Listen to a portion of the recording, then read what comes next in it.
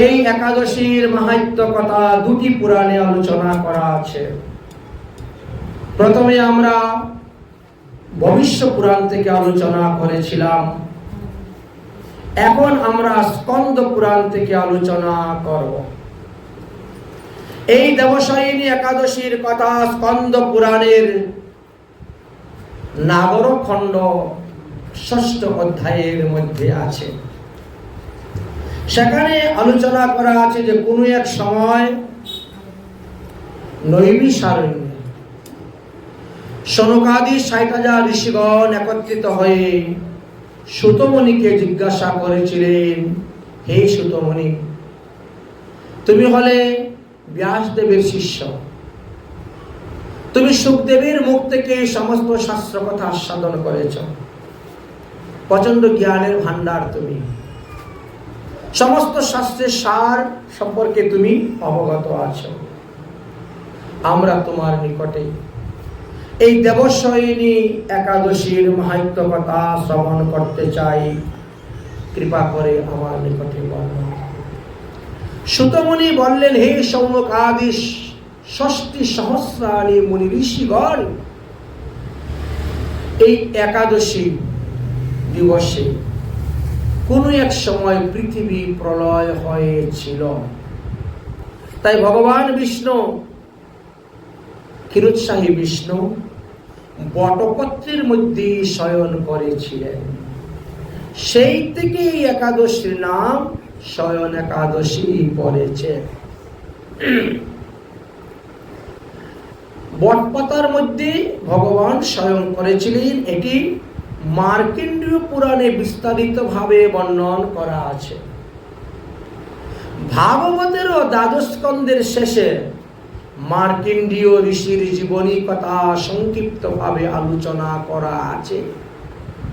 সেখানে দেওয়া আছে যে মার্কণ্ডেয় ঋষি দেখেছিলেন ভগবান বিষ্ণুকে বটপত্রে শয়ন অবস্থায়।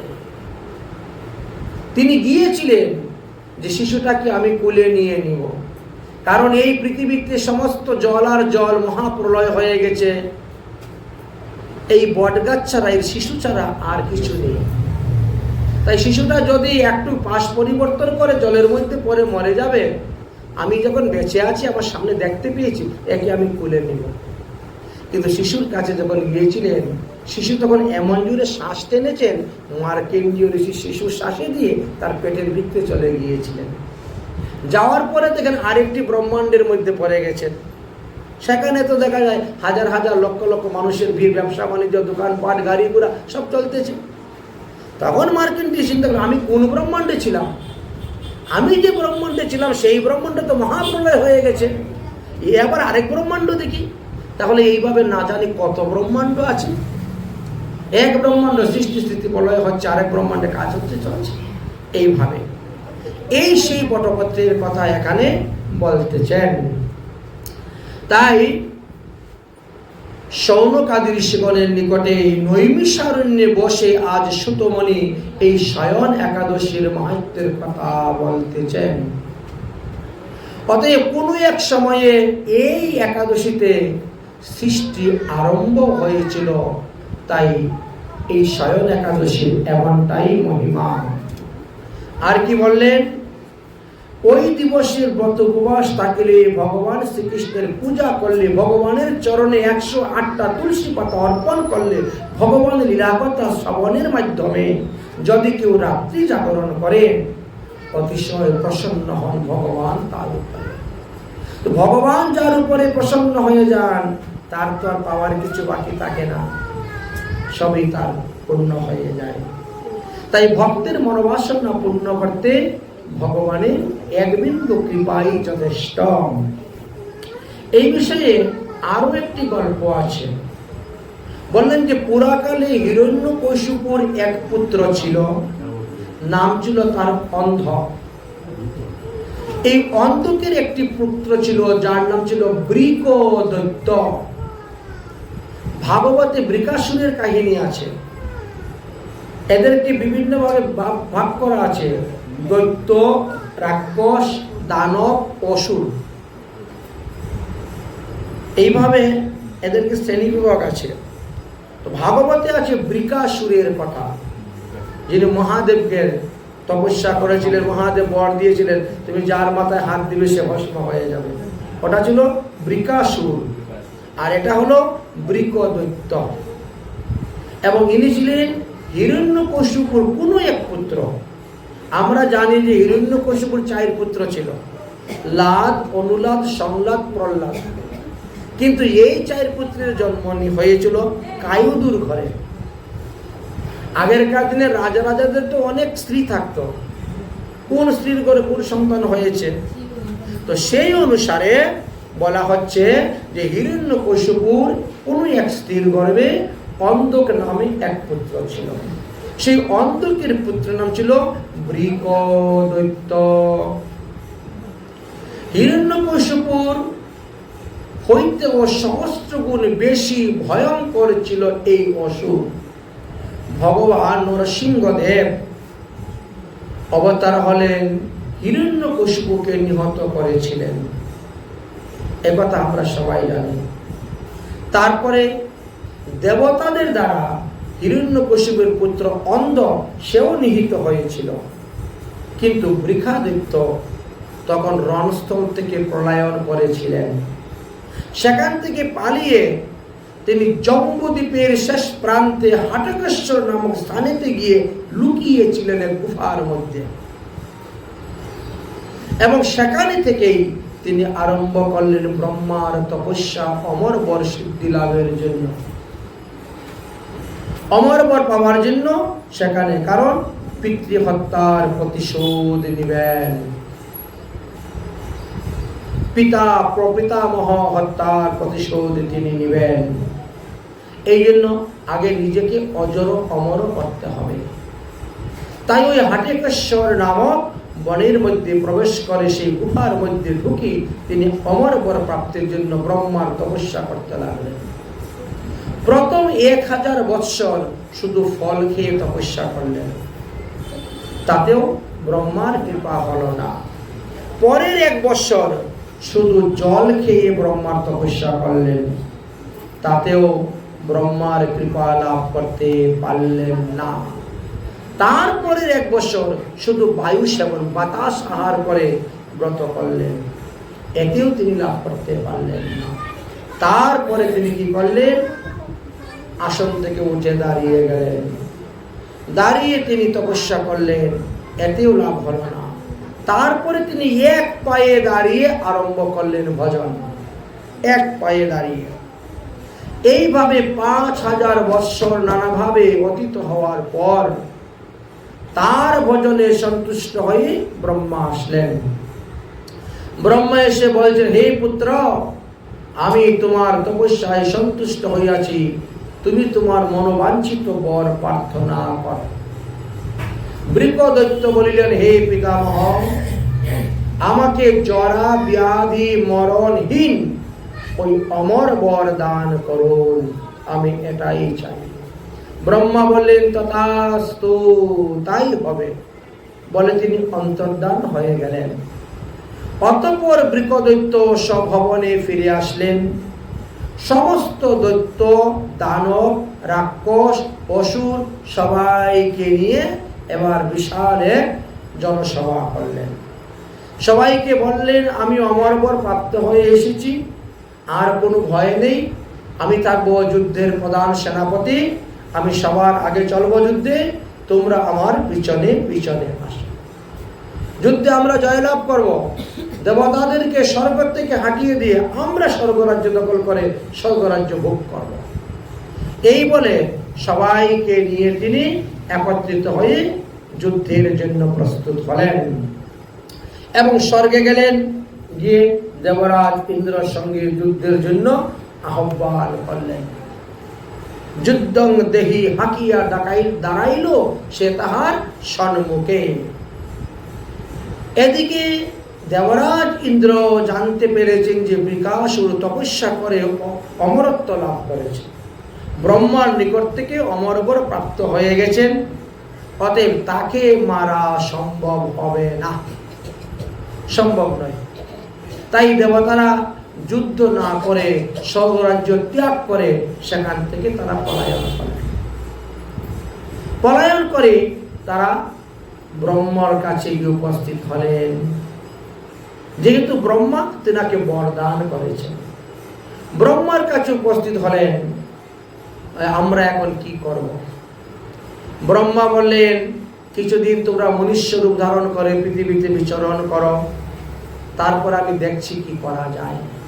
কারণ অসুরকে তো আমি যে বর দিই সেটা তো ফিরিয়ে নিতে পারবো না, কিন্তু অন্য কোনো উপায় কারো না কারো মাধ্যমে করার চেষ্টা করব, কারো না কারো মাধ্যমে হবে। অতএব তোমরা এখন মনুষ্য রূপ ধারণ করে পৃথিবীতে বিচরণ করো। এই বলে ব্রহ্মা তাদেরকে সান্ত্বনা দিয়ে পাঠিয়ে দিলেন। স্বর্গ পরিত্যাগ করিয়া সমস্ত দেবগণ মনুষ্য লোক পৃথিবীতে আসলেন, মনুষ্য বেশ ধারণ করে বিচরণ করতে শুরু করেছেন। ইত্যবসরে বৃকাসুরের গুরুদেব শুক্রাচার্য, দৈত্যগুরু শুক্রাচার্য মন্ত্রণাতে পরামর্শতে তিনি কি করলেন? দেবরাজ ইন্দ্রের আসনে বসে গেলেন। শুক্রাচার্য তিনাকে ইন্দ্রের আসনে অভিষিক্ত করাইয়া বসাই দিলেন। এখন থেকে তুমি হলে ইন্দ্র, তুমি ইন্দ্রের কাজ পরিচালনা করো। এটা একটা আসনের মর্যাদা। এই আসনে যিনি বসেন তিনি ইন্দ্র হতে পারেন, যিনি বসেন তিনি ইন্দ্র হতে পারেন। বললেন এই আসনের এই মর্যাদা ইন্দ্র নাম দেওয়া হয়। তাই ইন্দ্রাসনে অভিষিক্ত হয়ে বসে গেলেন। শুক্রাচার্য বললেন, এবার একটা যজ্ঞ করতে হবে তোমাকে। নাম হলো বিশ্বজিৎ নামক যজ্ঞ। এই যজ্ঞ করতে 100 মণ গরুর ঘি লাগবে, এবং এই যজ্ঞ যদি 100টা করতে পারো তো ইন্দ্র কখনো তোমার কাছ থেকে রাজ্য নিতে পারবে না। আরম্ভ করো, দেখা যাক।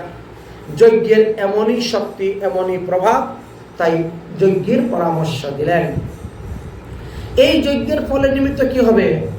আদিত্য, বসু, রুদ্র, মরুত প্রভৃতি দেবগণের নিকটে তুমি একজন একজন করে দৈত্যকে পাঠাও।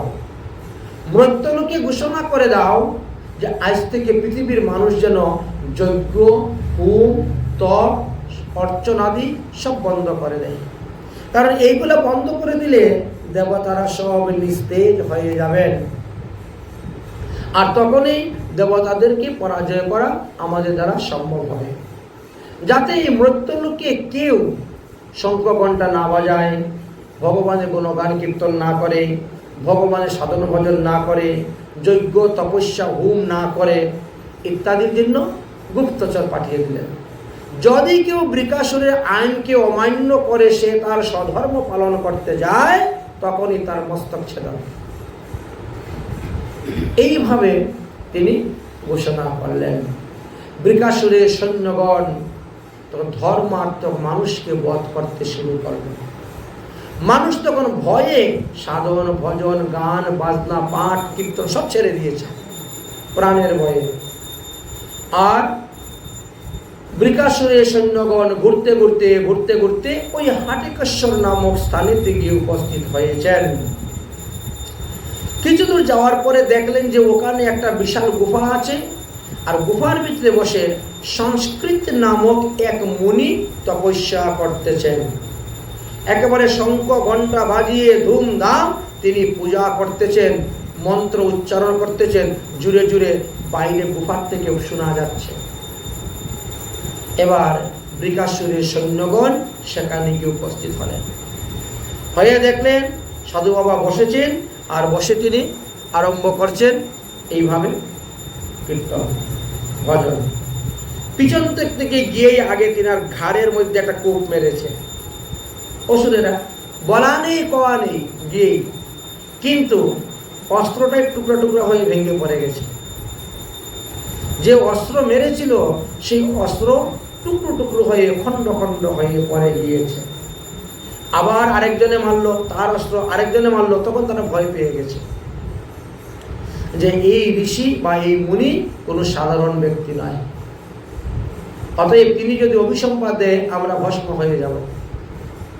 সেই ভয়ে তারা তখন সেখান থেকে পলায়ন করলেন, আর পলায়ন করে এসে বৃকাসুরের কাছে জানাইলেন। পৃথিবীর মানুষ সবাইকে এইভাবে মেরেছি, কিন্তু একজন মুনির প্রভাব দেখে আমরা বড় ভয় পেয়ে গেছি। বড় আশ্চর্য যে অস্ত্রাঘাতেও তার শরীর কিছু হলো না, বরং আমাদের অস্ত্রটাই কুণ্ঠিত হয়ে গেল, ভেঙে গেল এবং টুকরো টুকরো হয়ে পড়ে গিয়েছে। অতএব হে রাজন, একে বধ করা আমাদের দ্বারা সম্ভব নয়। বৃকাসুর যখন এই কথা জানল, তখন তিনি সসৈন্যে স্বর্গ থেকে আসলেন এই সংস্কৃত নামক মুনির নিকটে দেখার জন্য এসে উপস্থিত হয়েছেন। এসে দেখলেন চারি হস্ত যুক্ত একটি বিগ্রহকে ধূপ দীপ গন্ধ পুষ্প দ্বারা তিনি পূজা করতেছেন। বৃকাসুর প্রথমে গিয়েই তিনাকে ভৎসনা করলেন। কে তুমি? তোমার এত বড় সাহস? আমার আদেশকে অমান্য করে এই চারি হস্ত যুক্ত কোন মূর্তি, কার মূর্তিকে তুমি ধূপ দীপ গন্ধ পুষ্প দিয়ে পূজা করতেছ? মুনি বললেন, বাসুদেব, ভগবান শ্রীকৃষ্ণের মূর্তি বাসুদেবের পূজা করতেছি। বৃকাসুর তখন মূর্তিটাকে ধরে ঢিল মেরে জলের মধ্যে ফেলে দিয়েছে। পাশে একটা জলাশয় ছিল, জলাশয়ের মধ্যে মূর্তিটাকে ঢিল মেরে ফেলে দিয়েছে। আর বলছে, অরে মূর্খ, তুই আমার আইন অমান্য করে তুই পূজা করছিস, দেখ তাহলে এই মজা দেখাচ্ছি বলেই একটা লাথি মেরে দিয়েছেন মুনিকে। লাথিকে এই মুনি পড়ে গেছেন। লাথিকে এই মুনি যখন পড়ে গিয়েছেন, তখন মুনিরও ক্রোধ হয়ে গেল। মুনি তখন অত্যন্ত ক্রোধিত হয়ে অভিসম্পাদ দিলেন। যস্মাৎ পাদৌ তয়াহংশ্চ পদাঘাতেন প্রতত্রিতম তস্মৈ পতিতাং পাদৌ সদ্য এব ধরাতলে। হে বৃকাসুর, যে পা দিয়ে তুমি আমাকে লাথি মেরেছ, আমার অভিসম্পাদে তোমার জন্য সেই দুই পা দেহ থেকে বিচ্যুত হয়ে ধরাতলে পড়ে যাও। সঙ্গে সঙ্গে দুটা পা খুলে পড়ে গেল।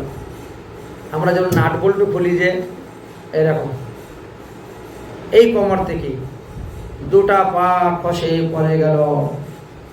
বৃকাসুর পড়ে গেলেন, কান্না শুরু করে দিলেন, হে মুনিবর, মুনিবর, আমার অপরাধ হয়ে গেছে, আমাকে ক্ষমা করো। আর কি ক্ষমা হবে? পরে পাপিষ্ঠ, তুই আমাকে পদ দ্বারা তাড়িত করলে, তুই আমার ইষ্টদেব ভগবানকে জলের মধ্যে ফেলে দিলে, যা আমার অভিশাপে তোর পা দুই সদ্য ধরাতলে পতিত হোক। এদিকে সুতমণি সৌনকাদি ঋষিগণকে বলছেন, হে রাজগণ, তৎক্ষণাৎ দানবের পদদ্বয় ভূতলে পতিত হইল।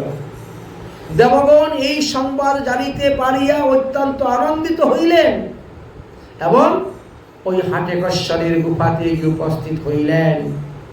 বৃকাসুরকে পুঙ্গ অবস্থায় দেখতে পেয়ে দেবতারা যুদ্ধ করতে শুরু করলেন। সেখানেই বৃকাসুরের যত অনুচর ছিল সবাইকে যুদ্ধ করে বধ করলেন, কিন্তু বৃকাসুরকে বধ করতে পারলেন না, যেহেতু তিনি অমর, ব্রহ্মার বরেতে অমর। দেবতারা এখন স্বর্গরাজ্য পেয়ে অত্যন্ত আনন্দিত। পুনরায় তারা স্বর্গে গেলেন। স্বর্গপুরী গিয়ে আনন্দেতে তিনি অবস্থান করতে শুরু করলেন। দেবতারা স্বর্গরাজ্য ভোগ করতে চায়। এদিকে দেখতে দেখতে বেশ কয়েক বছর চলে গেছে। বৃক দৈত্য পুঙ্গ অবস্থাতেই ওই গুফার মধ্যেই পড়ে আছে, চলতে ফিরতে পারে না, কত কষ্ট। তখন সে কি করেছে? আবার ব্রহ্মার তপস্যা আরম্ভ করে দিয়েছে। ওই পুঙ্গ অবস্থাতেই বৃকাসুর আবার ব্রহ্মার তপস্যা আরম্ভ করলেন। তপস্যা করতে করতে দেব পরিমাণে আরো কয়েক হাজার বৎসর গত হয়ে গেল। অতঃপর বৃকাসুরের তপস্যায় সন্তুষ্ট হলেন ব্রহ্মা, সন্তুষ্ট হয়ে আসলেন। এসে বললেন, বৃকাসুর, তুমি আমার কাছে বর চাও, বর প্রার্থনা করো। বৃকাসুর বলছেন, হে বিধাতা, আমাকে পদদান করুন, আমাকে পদদান করুন। আমার যেন দেহ থেকে আবার দুটা পা বেরিয়ে যায়, এবং আমি যেন সুস্থ সবলভাবে চলাফেরা করতে পারি, হাঁটতে পারি, আমাকে পদদান।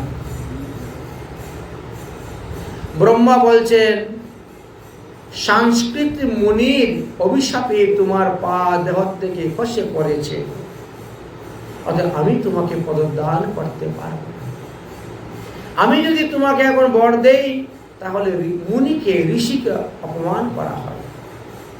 অতএব ঋষি মুনিকে অপেক্ষা করে কোনো কার্য করা আমাদের পক্ষেও ভালো নয়।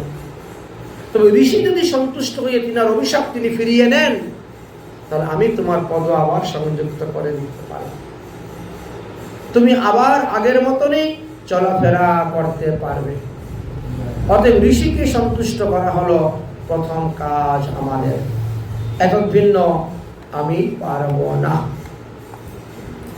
ব্রহ্মা তখন এই কথা বলে বৃকাসুরকে সান্ত্বনা দিয়ে গেলেন সেই সংস্কৃত মুনির কাছে।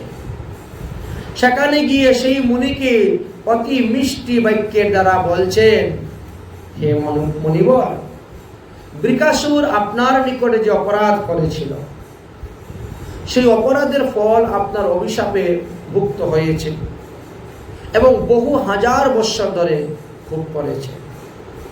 সে আমার প্রিয় ভক্ত, আমার বরেতেই সে অমর হয়েছিল, যার কারণে পুঙ্গ অবস্থায় পড়ে আছে, তার মৃত্যু হচ্ছে না। তবে এখন তার দেহের মধ্যে নির্বেদ উপস্থিত হয়েছে। এখন সে বুঝতে পেরেছে যে অমরপর পেয়ে ধরাকে সরাজ্ঞান করতে গিয়ে আমি যে অপরাধ করেছিলাম, অন্যায় করেছিলাম দেবতাদের উপর, মুনি ঋষিগণের উপর, সাধুসন্ত মহাত্মাদের উপর, সেই শাস্তি তো আমি পেয়ে গেছি। তাই তার দেহে একটা নির্বেদ উপস্থিত হয়েছে। তাই সে পুনরায় আমার আবার তপস্যা করেছে এবং কয়েক হাজার বছর তপস্যা করেছে। এখন সে চায় তার পা দুইটা। অতএব আপনি আপনার অভিশাপ ফিরিয়ে নেন, তাহলে আমি তার পদ দুয়ে আশীর্বাদ দিব, তখন সে আবার সুস্থ হয়ে চলতে পারে। সংস্কৃত মুনি বললেন, হে পিতামহ ব্রহ্মা, আপনি তো জানেন অসুর, দৈত্য, দানব, রাক্ষস এরা যদি একবার অমরবর পায়, এরা মানুষকে মানুষ বলে মনে করে না, দেবতাদেরকে দেবতা বলে মনে করে না। কারণ অমরবর পাওয়ার আগে তারা খুব ভালো মানুষই থাকে, দৈন্য থাকে, শ্রদ্ধা থাকে, ভক্তি থাকে, কিন্তু অমরবর পাওয়ার পরে আর কিচ্ছু নেই, শুধু মান যশ প্রতিষ্ঠা ছাড়া তারা আর কিছু জানেও না, কিছু বুঝেও না। অতএব এই অসুর যেমনটা আছে তেমনটাই থাক, এটি হলো তার প্রকৃত কর্মফল। যেমনটা আছে তেমনটাই থাক। তবে পৃথিবীর মানুষ, এমনকি স্বর্গের দেবতাগণ শান্তিতে থাকতে পারবে। কারণ এই অসুর যদি পাপ ফিরে পায়, তাহলে সে আবার প্রতিশোধ নেওয়ার আগুন তার হৃদয়ে জ্বলে উঠবে। অরে দেবতা, তোদের কারণে আমার এই হয়েছে, অরে ঋষি, তোর কারণে আমার এই হয়েছে বলে সে তখন তার ভিতরে সে আগুনটা আরো ধাও ধাও করে জ্বলবে। তখন সে আবার আক্রমণ করতে পারে। অতএব তার সে যে অবস্থায় আছে সেই অবস্থায় পড়ে থাকুক, এটাই হলো বিশেষ। কারণ সে আমার আরাধ্য দেবতা বাসুদেবের অহিত কাজ করেছে, ভগবানকে জলের মধ্যে ফেলে দিয়েছে। চিন্তা, এমন বলবান অসুরকে আর পাদযুক্ত না করাই ভালো। ও পাদযুক্ত হলে জগৎ বিনাশ করে দিবে। অতএব বৃকাসুর যে অবস্থায় আছে সেই অবস্থায় থাকে।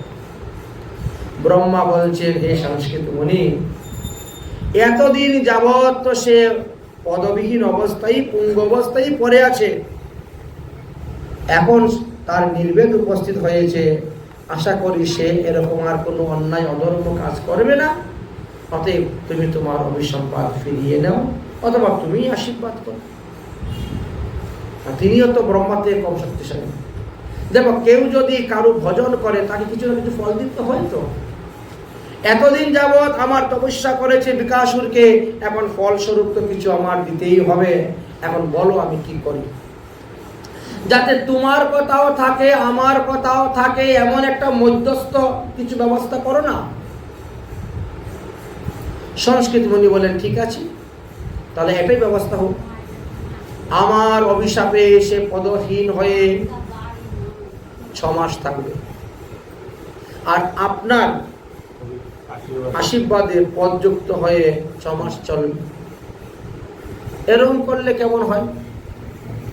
ব্রহ্মা বলছেন এটা তো ঠিক আছে, এটা তো খারাপ নয়, ভালোই হয়। ব্রহ্মা বলছেন আটটু বাড়িয়ে দিলে হয় না? কি করব? 8 মাস পদযুক্ত হয়ে চলবে, আর 4 মাস পদহীন হয়ে থাকবে। ব্রহ্মা একটু সমান সমান না করে একটু বাড়িয়ে দিলেন। নিজের একটু মর্যাদার একটু বলের লেভেল রাখতে হবে তো। কোথায় মুনি ঋষি আর কোথায় ব্রহ্মা? এখন ব্রহ্মার মর্যাদা রক্ষার জন্য এখন সংস্কৃত মুনি এখন কি করবেন? তিনি তখন রাজি হলেন, আচ্ছা ঠিক আছে, আপনি যেটা বিধান করেছেন সেটাই হোক। তাহলে বৎসরের মধ্যে 4 মাস পদযুক্ত হবে। কথাটাকে ঘুরিয়ে দিলেন, বৎসরের মধ্যে 4 মাস পদযুক্ত হবে। পদযুক্ত হয়ে সর্বত্র ঘুরে বেড়াতে পারবে। আর 8 মাস পদবিহীন অবস্থায় ওই হাটিকশ্বরীর গুফার মধ্যে পড়ে থাকবে। সে যেখানে থাকুক না কেন, আকাশ মার্গে হোক শূন্য মার্গে হোক, ঘুরে এসে ওখানেই পড়বে। ব্রহ্মা বলছে তুমি আবার কথাটা ঘুরাই দিলে? বলে হ্যাঁ, 4 মাস পাপ হবে, 8 মাস না। দেখা যাক, পরে আস্তে আস্তে বাড়ানো যাবে। ব্রহ্মা বলছেন তাহলে কোন 4 মাস? বলে শয়ন একাদশী থেকে উত্থান একাদশী পর্যন্ত। শয়ন একাদশী হইতে উত্থান একাদশী পর্যন্ত এই 4 মাস বৃকাসুর পদযুক্ত হইবে এবং সমস্ত পৃথিবী স্বর্গাদ সব বিচরণ করতে পারবে। কিন্তু উত্থান একাদশী থেকে পরে 8 মাস পদবিহীন অবস্থায় এই গুফার মধ্যে এসে পড়ে থাকবে। ঠিক আছে।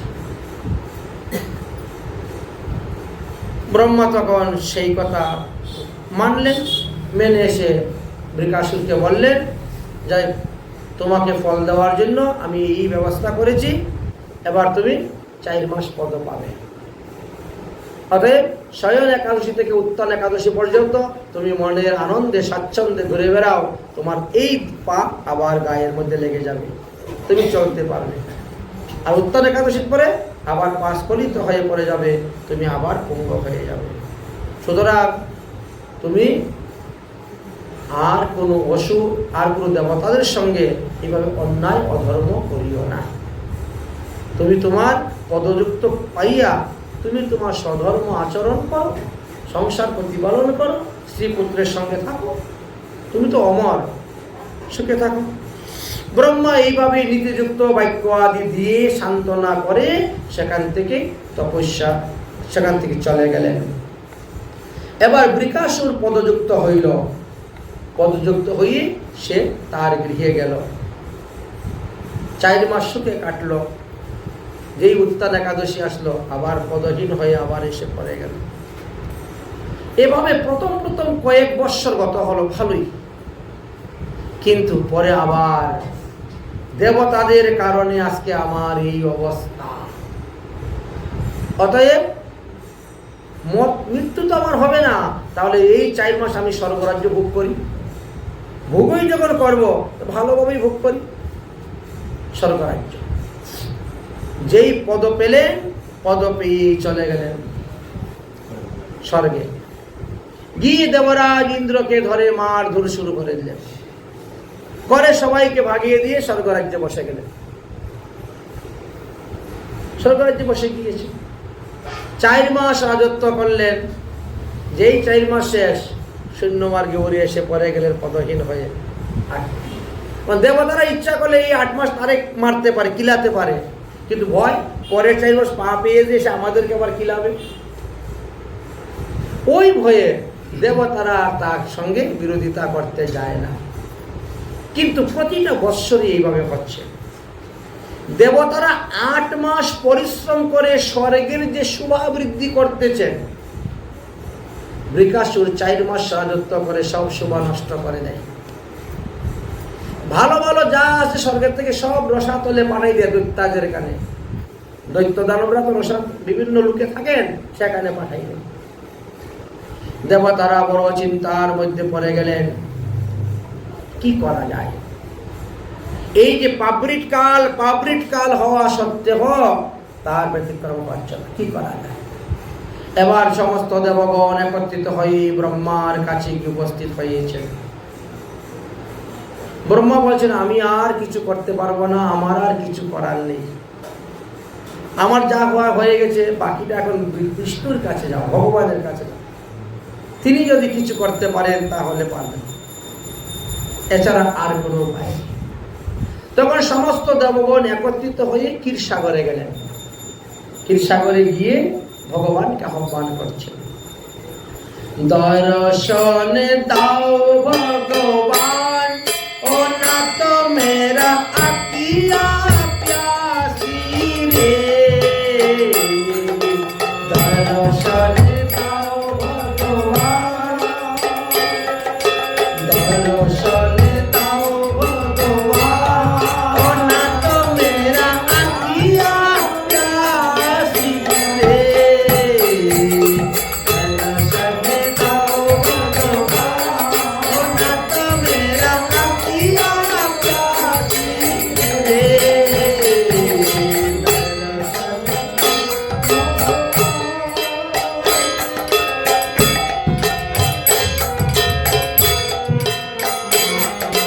मंदिर मंदिर जूते जगा दो, घटे घटे वासी रे,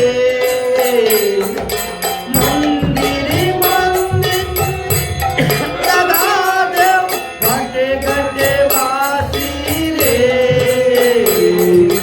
दर्शन दाओ भगवान, और न तो मेरा अकिया प्यासी रे,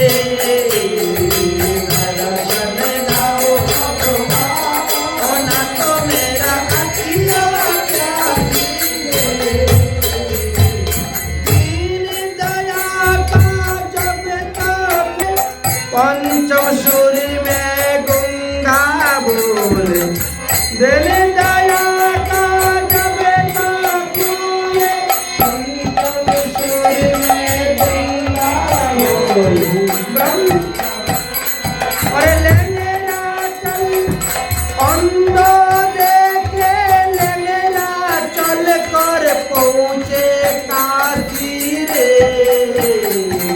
दर्शन दाओ भगवान, और ना तो मेरा अकिया प्यासी रे, दर्शन दाओ भगवान, और ना तो मेरा अकिया प्यासी रे, दीन दया का जब तक बोले, पंचम सुर में गंगा बोले, अंध देखे लेंगेरा चल कर, अंध देखे लेंगेरा चल कर पहुँचे काशी रे, दर्शन दाओ भगवान, और ना तो मेरा अकिया प्यासी रे, दर्शन दाओ भगवान, और ना तो मेरा अकिया प्यासी रे, दर्शन दाओ भगवान, और ना तो मेरा अकिया प्यासी रे। ভগবান তখন সেখানে প্রকট হলেন। সমস্ত দেবগণ ক্ষীরসায়ী ভগবানকে দর্শন করলেন, ভগবানকে দণ্ডবতে প্রণাম করলেন, স্তুতি করলেন, করে সমস্ত ঘটনা ভগবান বিষ্ণুকে বললেন। সংস্কৃত মুনির অভিশাপে পদহীন হয়েছিল, ব্রহ্মা এসে পাবৃট কাল স্থাপন করে দিয়ে এই সমস্যা উৎপন্ন করে দিয়েছেন। এখন শয়ন একাদশী থেকে উত্থান একাদশী পর্যন্ত এই 4 মাস বিকাশুর পদ পাওয়ার পর যে রকম অত্যাচার আমাদের উপরে করে, আমরা 8 মাসে যে শুভা অর্জন করে থাকি, সেই শুভাটা এই অসুর 4 মাসেই নষ্ট করে দেয়। অতএব হে প্রভু, আপনি তার একটা বিধান করুন। আমরা এই বিধানে আর কোনো কিছুই করতে পারছি না, ব্রহ্মার কাছ থেকে কোনো সাহায্য সহযোগিতা পাচ্ছি না। অতএব আপনি আমাদের ব্যবস্থা করুন। ভগবান বিষ্ণু তখন বলছে, ঠিক আছে, তাহলে তাই হবে, সেটাই করা যাবে। অশিন্ন শয়ন নামং ব্রতমাস্তি মহাত্মানম বিষ্ণু আরাধনা তায়াম তর্গর্ভন্ত সমাশ্রিতম। হে দেবরাজ ইন্দ্র, শোনো, তোমরা শয়ন একাদশী ব্রত আরম্ভ করো। প্রতিটা একাদশী ব্রতই দেবতারা পালন করেন। শয়ন একাদশী, আর পাশ পরিবর্তন একাদশী, আর উত্থান একাদশী। এই 3 একাদশীতে তোমরা কোনো কিছু আহার করিবা না। এই 3 একাদশী আমার অত্যন্ত প্রিয় একাদশী। ওই একাদশীতে তোমরা ব্রত থাকো, আমার সেবা করবে, পূজা করবে, গুণগান করবে, ইত্যাদি করবে, ধূপ দীপ নৈবেদ্য আদি সুরোপচারে আরতি করবে। আমি তোমাদের জন্য একটি বিধান করতে পারি, সেটা হলো যে 4 মাস আমি ক্ষীরসাগরে বটপত্রে এসে শয়ন করতাম, এই 4 মাস আমি বৃকাসুরের স্কন্দেতে মস্তকের উপর গিয়ে শয়ন করব, বিশ্বাম্বর মূর্তি ধারণ করে থাকব। আমার ওজনে ভাঁড়েতে বৃকাসুর পদ পাওয়া সত্ত্বেও উঠে দাঁড়াতে পারবে না, চলতে পারবে না। আর তারপরে যখন চাতুর্মাস্য শেষ হয়ে যাবে, তখন মুনির অভিশাপে তো তার পায়ে এমনি পড়ে যাচ্ছে, ওখানে পড়ে থাকলো। তাহলে 12 মাসেই তার এই অবস্থা। 4 মাস পদ পাওয়া সত্ত্বেও সে উঠে দাঁড়াবার শক্তি নাই, কোথায় যাওয়ার শক্তি নেই, চলাফেরার শক্তি নেই। অতএব আমি এইটি তোমাদের জন্যই উপকার করতে পারি। ক্ষীরাবদার নব পরিত্যজ্যম হাটিকেশ্বর সংস্থিতে ক্ষেত্রগ্রতা সমলক্ষ্মা তপোপরি তপোপরম করিষ্যামি তহম সতরম শয়নশ্চ যথাস্থিতম যথাশ্চয় চতুর্মাস্বানাম তথা সন্নাম চলিষ্যতি। তাহলে আজ হইতে আমি ক্ষীরসাগর পরিত্যাগ করিয়া হাটিকেশ্বর নামক স্থানেতে যাব, গিয়ে ওই বৃকাসুরের মাথার মধ্যে গিয়ে বসব।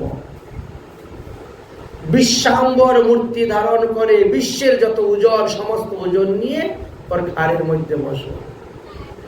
বৃকাসুর তখন উঠে দাঁড়াতেই পারবে না। এইভাবে 4 মাস গত হয়ে যাবে। আর পরের 8 মাস সংস্কৃত মুনির অভিশাপের কারণে সে পদহীন অবস্থায় পড়ে থাকবে। এই পাবৃট কালের আমি ব্যবস্থা এই ধর্মের উপায় করে দিলাম। অতএব যাও দেবগণ, তোমরা সবাই গিয়ে আমার এই শয়ন একাদশীর কথা জগতে প্রচার করো। অতঃপর ভগবান বিষ্ণু সেইখান থেকে অন্তর্ধান হলেন ক্ষীরসাগর থেকে। তারপরে তিনি এই শয়ন একাদশী থেকে বৃকাসুরের মস্তকে বসা আরম্ভ করলেন। বৃকাসুর পদ পাওয়া সত্ত্বেও, ব্রহ্মার বরেতে পদ পাওয়া সত্ত্বেও তিনি উঠে দাঁড়াতে পারলেন না, দেবতাদের সঙ্গে যুদ্ধ করতে পারলেন না, স্বর্গরাজ্য ভোগ করতে পারলেন না। পরের 8 মাস পদহীন অবস্থায় আবার পরে থাকলেন। এইভাবে ভগবান দেবতাদের মনোবাসনা পূর্ণ করেছিলেন এবং দেবতারাও নিষ্কণ্টক রাজ্য ভোগ করেছিলেন। এইভাবে আমরা একাদশীর 2টা মহিমার কথা আমরা শাস্ত্রে পেয়েছি। এখন একাদশী দিবসে আমাদের বিশেষ বিধান হলো একটি পদকীর্তন গান গাওয়া, যেটা আমাদের গোস্বামীগণ, মহাত্মাগণ মহাজনের অনুমোদিত। সে গানটি কি? শ্রী হরি বাসরে হরি কীর্তন বিধান, শ্রী হরি বাসরে হরি কীর্তন বিধান। এখন নিত্য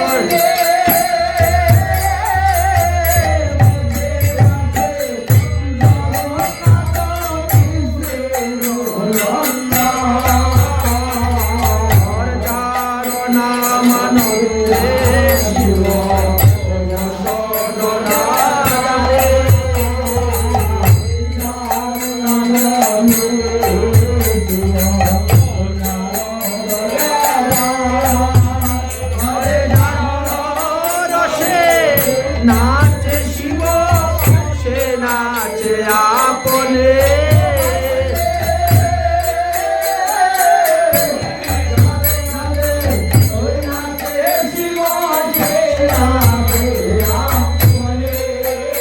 আর যার নাম লইয়া শুভ নারদ ফেরা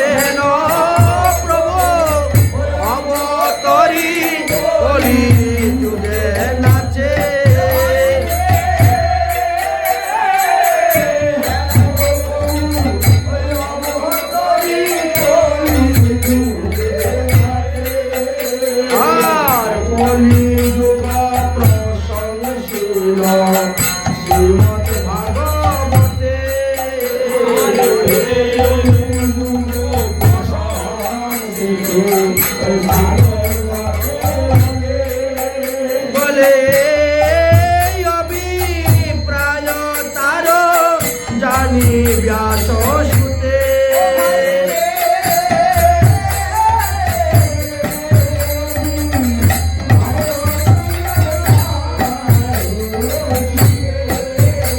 আর নিজানন্দে নাচে মহা প্রভু বিশাখ